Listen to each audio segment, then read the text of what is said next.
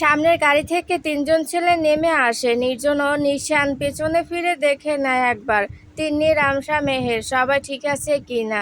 তারপর নিশান যেই না গাড়ি থেকে নামতে যাবে, ঠিক তখনই নির্জন নিশানের হাত ধরে নিষেধ করে দেয়। এর কারণ অবশ্য নিশানের মাথা গরম হয়ে আছে, তা তার চেহারা স্পষ্টভাবে বোঝা যাচ্ছে। তাই নির্জন একাই গাড়ি থেকে নেমে যায়। সামনে দাঁড়িয়ে থাকা ছেলেগুলোকে কিছু বলতে থাকে নির্জন।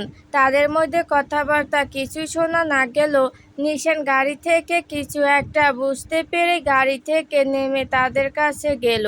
নিশান দেখলো নির্জন ওই তিনটা আওড়া টাইপের ছেলের কাছে মাপ চাইছে, ভুল করে তাদের গাড়ির সঙ্গে ধাক্কা লেগে যাওয়ার জন্য। কিন্তু ছেলেগুলো ভুল ক্ষমা করার বদলে আরো চেঁচিয়ে উঠে নির্জনের শার্টের কলার চেপে ধরে। নির্জন তারপরও তাদের মধ্যে উঁচু গড়নের শ্যামলা রঙের ছেলেটার হাত থেকে নিজের শার্টের কলার ছাড়িয়ে নেয়। তারপর আবার খুব শান্ত স্বরে মাপ চেয়ে নেয়।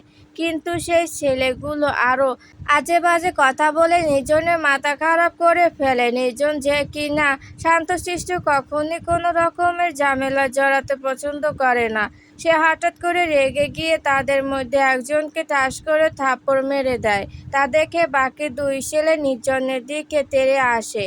তখনই নিশান গিয়ে ভাইয়ের সামনে দাঁড়িয়ে গর্জে উঠে বলল, হেই, তোমাদের কি সমস্যা? যেন কোনো ঘুমন্ত বাঘ জেগে উঠেছে। নির্জন আবারও নিশানকে ডিঙ্গিয়ে তাদের মারতে ছুটে যায়। তা দেখে নিশান বেশ অবাক হয়। নির্জনকে এমন রূপে সে দেখবে কখনই কল্পনা করেনি।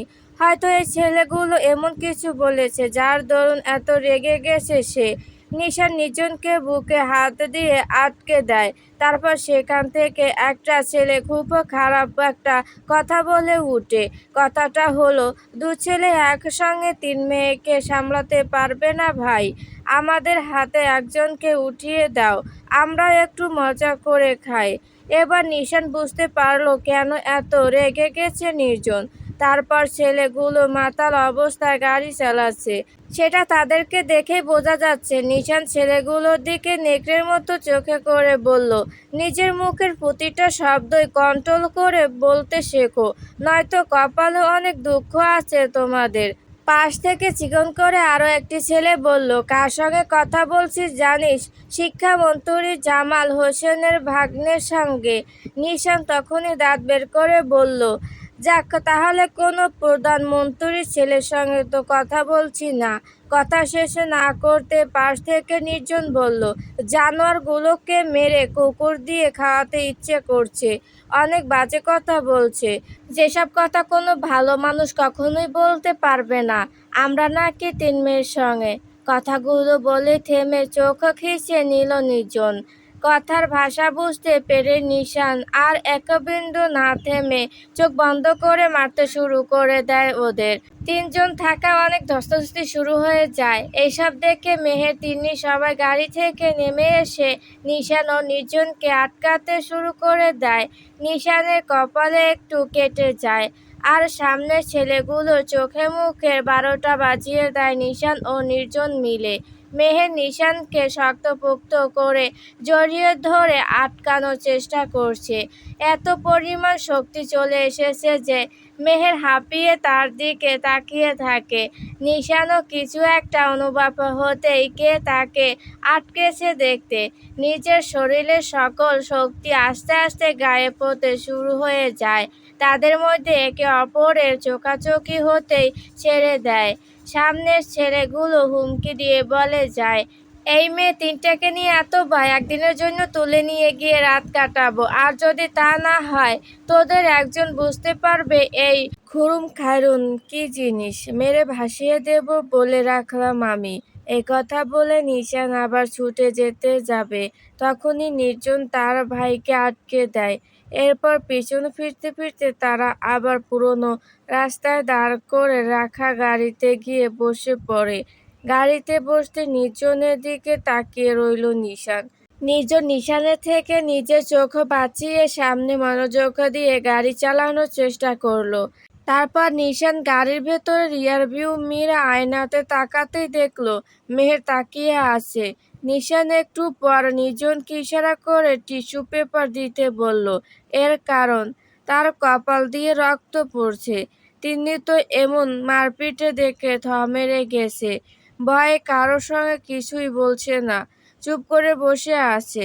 সে তো মনে মনে বলছে, বিয়ে শপিং করা আমার মিটে গেছে। এমন ভাই থাকলে কারো বিয়ে হওয়াটাও কঠিন। সবাইকে চুপ থাকতে দেখে রামসা তখন বলল, কেন ওদের সঙ্গে রাখতে গেলেন?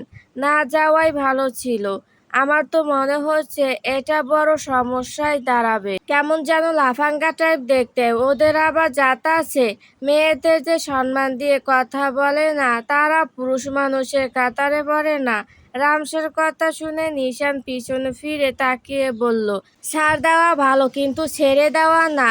নিজের ভুলের জন্য ক্ষমা চাইতে তো গিয়েছিলাম আমরা, উল্টো ওদের আরো তেল বেড়ে গেল, তাই একটু ছেঁচে দিলাম। কথা বলে নির্জনের দিকে তাকাতে দুই ভাই মিলে একসঙ্গে মৃদু হেসে দিল। রামসার নির্জনের উদ্দেশ্য করে তখনই বলে উঠল, নির্জন, আজকে হঠাৎ করে এমন রেগে গেলে কেন? তুমি কখনোই এমন মাথা গরম করো না, সব সময় ঠান্ডা মেজাজে চলাফেরা করো। সত্যি বলতে আমি অনেকটাই অবাক হয়েছি। নির্জন তখন বলল, দেখো রামসা, কেউ যদি আমাকে রাগ দেখিয়ে মেরেও ফেলে, আমাকে ঘৃণা করে, অপমান করে, দুর্ব্যবহার করে, আমি তা মাথা পেতে মেনে নেব। এতে আমার কোনো সমস্যা নেই। কিন্তু কেউ যদি আমার মা, বোন, বউকে নিয়ে বাজে মন্তব্য করে, তাকে খুন করতে দুবারও ভাববো না। নিজের ঘরে মেয়ে মানে আমাদের পুরুষদের সম্মান, এটা একান্তই আমাদের। এই কথাগুলো শুনে মেহের খুব ভালো লাগলো। কত তফাৎ দু ভাইয়ের মধ্যে। নির্জন ভাই কত নরম স্বভাবের মানুষ, নিজের সব কিছু অন্যের ওপর চাপিয়ে না দিয়ে বরং প্রিয় মানুষদের মন বোঝার চেষ্টা করে। আর তার বিপরীত দিকে নিশান, সে যেন এক প্রকার জোর করে সবকিছু আদায় করে নিতে চায়। এতে সামনের মানুষটির মনের মধ্যে দিয়ে যাই হোক না কেন, সেটা দেখার কোনো প্রয়োজন নেই তার। নিশানকে সে কি করে বুঝাবে? এই মানুষটি তো তাকেই ভালো করে বুঝতে চায় না। যে ছেলে মেয়েদের মনের ভাষা বুঝে না, তার সঙ্গে কি করে সংসার করা যায়? প্রতি রাত যেন তার যন্ত্রণাদায়ক হয়ে পড়েছে। তার তো এখনো মনে পড়ছে সেই ভয়ঙ্কর রাতের কথা। সেই রাতের কথা মনে হলে রাগে ঘৃণায় ভেতরটা বিষিয়ে একটা অবস্থা হয়। তখন আর নিশানের চোখে মুখের দিকে তাকাতে ইচ্ছা করে না। রাতটা শুক্রবার বা চিঠি ছুটির দিন। নিশান বলেছিল, বাকি সব বউদের মতো তার সকল কাজকর্ম করে দিলে সে কখনোই তাকে স্বামী স্ত্রীর ওইসব বিষয়ে জোরাজুরি করবে না। তাই মনে করে মেয়েরও প্রতিদিন নিজে হাতে নিশানের জন্য রান্না করা থেকে শুরু করে শার্ট প্যান্ট সবকিছু ইস্ত্রি করে রেখে দিত। ওয়াশরুমে গেলে তার সকল জামাকাপড় নিজের হাতে এগিয়ে দিত। বাড়ির কাজের মেয়ে ফাতেমা তো সেই আগের থেকেই নিশানের সামনে আসতো না। নিশান ফাতেমাকে দু চোখে সহ্য করতে পারত না। মেহেরকে বিয়ে করার আগে নিশান নিজের সকল কাজ নিজেই করত। কখনো মা নাজিন বেগমের সাহায্য সে নিত না। সে যাই হোক, সেই শুক্রবার রাতে নিশানের পুরো শরীর জ্বরে পুড়ে যাচ্ছিল। মেহের তাদেরকে খুব মায়া হয়। সে অনেক সময় ধরে জলপট্টি করে দেয় মাথার কাছে বসে থেকে। তারপর একটু জ্বর কমতে ঘুম চোখে অসমে চলে যায় নিশান। তা দেখে মেহের নিশানের একটা গেঞ্জি ও শার্ট প্যান্ট দরজার সামনে দাঁড়িয়ে থেকে এগিয়ে দেয়। ঠিক তখনই নিশান আচমকা মেহেরের হাত ধরে টেনে নেয় তার কাছে।